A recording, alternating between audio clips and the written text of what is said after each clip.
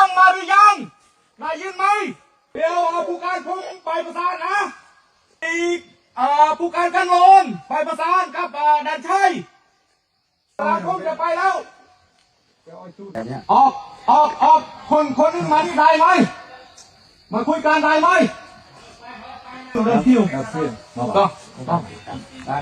ไม่ต้องใช้อาวุธนะโอเคนะไม่ต้องไปใช้อาวุธใช้กันนะโอเครับทราบไหม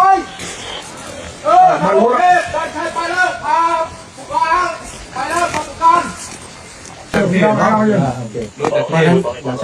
ไม่ต้องใช้อาวุธอันนั้นสู้ครับสมัครนายผู้การมายังมานี่ผู้การโอ้นี่โอ้นี่พี่น้องไอ้น้องแจ้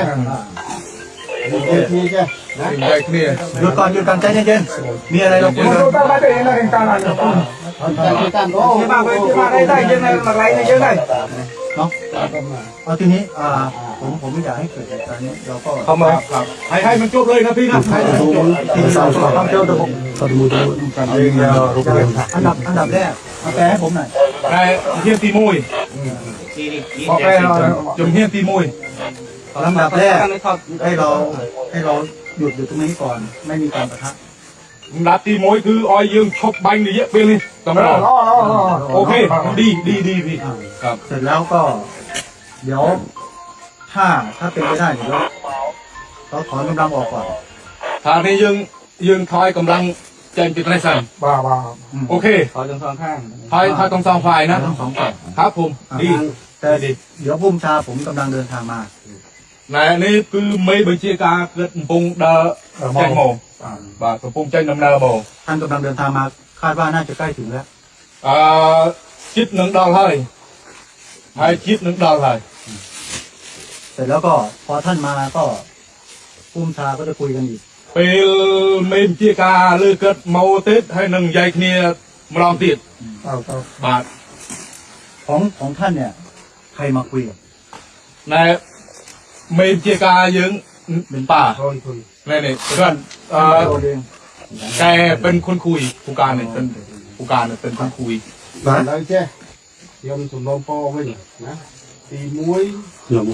ไอ้กับเนี่ยทางไทยทางมอดูเนี่ยมุนหนึ่งยืนเราใส่ไอ้คือตรงไอเมียนตู้หัวแต่สอบถ้าเราคุยกันไม่ต้องไปใช้อาวุธนะครับนี่นะไม่ต้องไปใช้อาวุธโอ้ไม่ใช้แล้วครับกำลังในคำเนื้อกระไรน้ำเนื้อกระไรน่องกลมกำลังก็อยู่ไหนก็อยู่นานไปนะคือใจจริงผมเนี่ยอยากให้ถอนออกเลยทางโน้นก็ถอนทางนี้ก็ถอนไม่อยากให้มีกำลังในพื้นที่นี้ผมกลัวมันเกิดอุบัติเหตุเหมือนวันนี้ก็ถ้าจองอ้อยยึงเจนตีทางไหนยึงเตรียมนึงเจนตูกรอยสั้นบุญเกิดมันจองอ้อยเมียนอปัตแต่เหตุแต่การกัดล้างโน่ดีเปลเลยไม่หนึ่งทีนะทางไทยเนื้อกระไรนะอ้อยเธอเตยกระไรนุ่งวิ่งทางไทยคอเสนอว่าอยู่จุดไหนก็อยู่จุดนั้นไปทางนี้ก็ไปเหมือนกันหมายถึงว่าอยู่จุดไหนไม่ถึงตรงไหนไม่ก็พีอยู่เหมือนเดิมมาไม่แต่ตอนนี้มันกำลังเรามันใกล้กันผมไม่อยากให้มันอยู่ใกล้กันครับเป็นนี้ก็มันจังอ้อยกำลังในฐานโอจิตนี่จังอ้อยเวทตัวใช่นี่รูปนี้เอาทางเหมือนกัน หมายถึงว่าทางโน้นก็ถอยออกแล้วผมก็ถอยออกทางนอกก็ถอยเจงก็ถอยเจงพื้นที่ตรงนี้ก็ไม่อยากให้มีกำลังคืออย่างนี้ทางนี้แต่ปุ่มซะนี่ก็ปุ่มอ้อยเมียนกำลังโนตามเลยผมไม่มีทั้งหมดเลยตรงนี้ทั้งหมดที่ผู้ชายมีสามแยกเรียนท่านหน่อยก็ได้ไหมกระส้มเสนอปนังบานออสป่ะน้องไอ้จุดที่ปันแต่เอาทางไทยถอยเตยกับไรไทยวิ่งก็ถอยเลยพอไทยถอยเลยนะโอเคทางกัมพูชีเอาเตยนาที่ถอยนึกอะไรจับพื้นที่ตรงนี้ก็ให้มันกลับมาเหมือนเดิมสมัยที่เราไปปุ่มซะแดกอะไรนี่ต้องอ้อยแบบโดยเดิมโดยการตีนวิ่งตรงนี้ก็ไม่มีกำลังได้ไหมบอล ผมว่าถ้ากำลังถอยออกจากห่างกันเยอะๆโอกาสที่มันจะลูกน้องเราจะปะทะกันมันจะไม่มี បើសិនតែយើងវាមកជប់គ្នាចេះវានឹងមានបញ្ហាដែលថាយល់ច្រឡំគ្នាអាចតែមានការ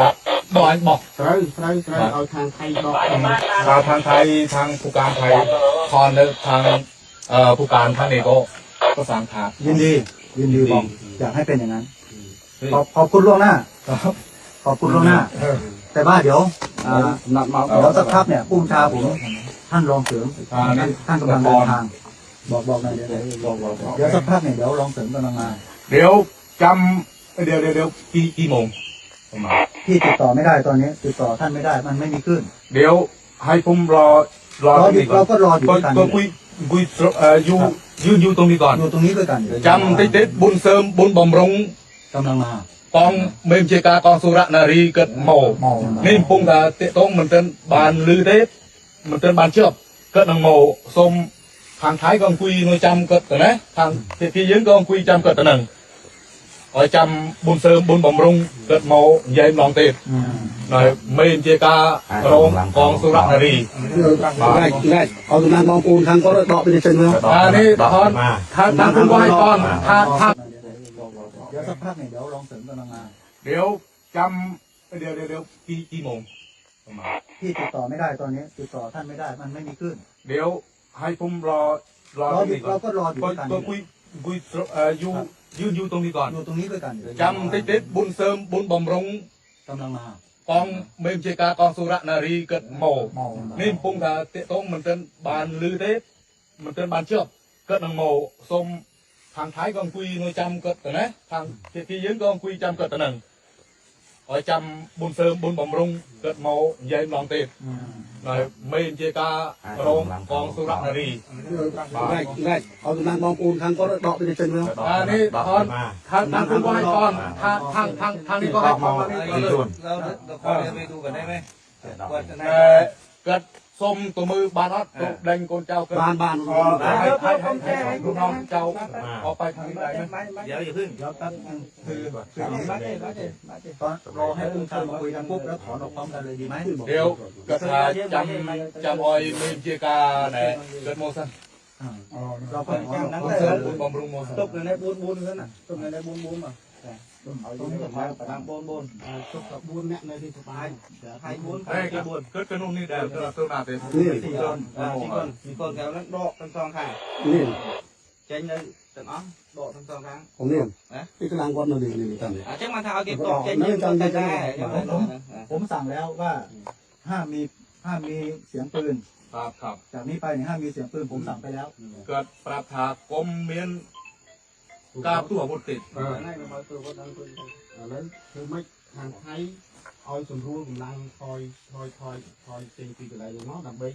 ที่เพียงการตัววัดบ่อยยังเลยจูเพียงเต้หนึ่งไอ้เดี๋ยวไปงานเลย ทางไทยเราทอนกำลังออกก็ทางนี่นะไม่ต้องมาใกล้ชิดกันนะ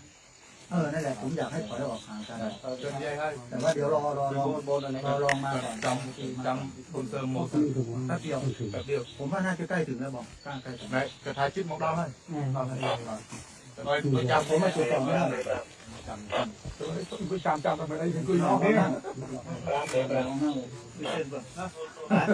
ป้าไม่ค่อยสบาย